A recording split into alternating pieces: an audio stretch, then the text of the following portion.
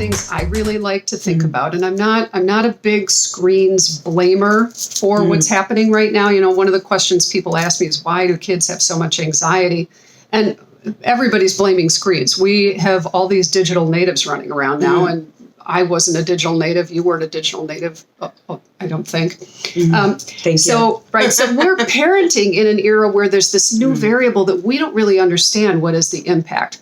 So I'm not going to say no screens or limit their screen time, although there are more studies coming out saying too much screen time results in too many stress hormones being released in their body. Okay, so it causes stress. For teenagers in particular, they're now having for the first time in their lives an exposure to a chemical in their brains called dopamine. And this is a feel good or well-being chemical in their brain.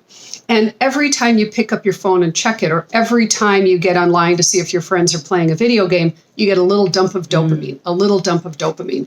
So helping them structure that can be important. One of the things we do is we have screens breaks in our house, and they're just built in. It's not popular. My kids don't like it. I'm careful how I do it. I don't run in and grab their device out of their hand, because if you want to spike somebody's anxiety, imagine how you would feel if somebody came up to you and turned the TV off or grabbed your device and walked away. You wouldn't like it. It would spike your anxiety. Right. So we do two things. One is we have quiet zones in our house. Okay. Oh, nice. So there are places where there's no screens. It's just a place where you don't take a screen, and we encourage people to spend time there. One of them is the dinner table, or whenever we're eating. I like that. We do that too. Right? No screens at the dinner table, No whether you're out or you're at home. We always screens. say people first. People is first. the way we phrase it. Right. People first. If Yeah. someone's before you, Right. that you focus on the person first before you would look at your Right. screen and other people. Exactly. And it's good social preparation for kids, right? Because you're going to go into workplaces and